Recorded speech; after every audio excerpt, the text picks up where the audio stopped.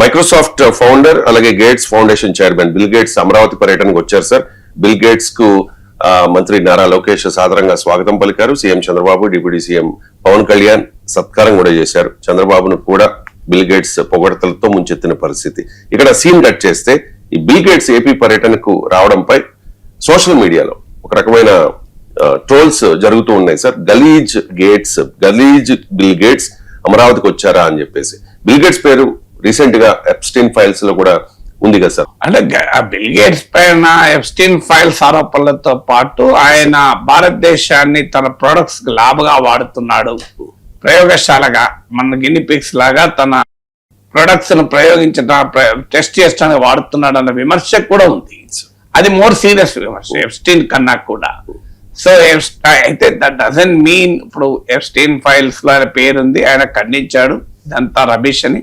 But ఆయన wife Melinda gates దాదాపు 27 ఏళ్ళేమో కలిసి ఉన్నారు వాళ్ళు. నాకు 27 years అనుకుంటా, 37 or 27. సో అన్నేళ్ళు కలిసినాక విడిపోయారు వాళ్ళు. Bill and Melinda gates foundation, ఆ ఫౌండేషన్ పేరు కూడా బిల్ గేట్ ఫౌండేషన్ కాదు, అది bill and Melinda gates foundation. So మరి మిలిండా గేట్స్ కూడా ఇటీవల ఒక పాడ్కాస్ట్ ఇంటర్వ్యూలో స్పష్టంగా చెప్పింది ఎప్స్టీన్ తో బిల్ గేట్స్ సాన్నిహిత్యమే మా బంధం విడిపోవటానికి ప్రధాన కారణము అని. So the issue of dispute అది.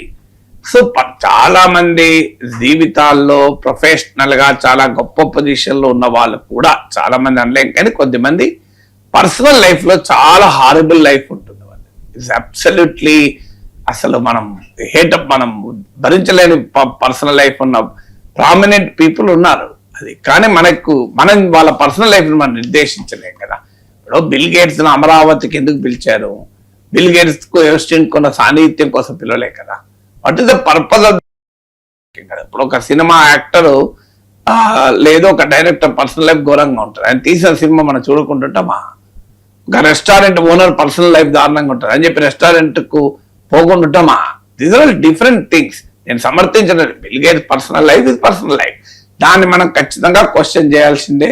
అదొక అంశం. ఎంత ప్రొఫెషనల్ సక్సెస్ ఉన్నా వ్యక్తిగత జీవితం సరిగా లేకపోతే మిగతా అన్ని కూడా ఉపయోగం లేదు కదా. సో అందువల్లనే మనకు ఆధ్యాత్మిక చింతనలో కూడా నాకు బుద్ధిని వివేకాన్ని ఇవ్వండి సరిపోతుంది, మిగతా అన్ని అవ్యాస్తాయి అంటారు.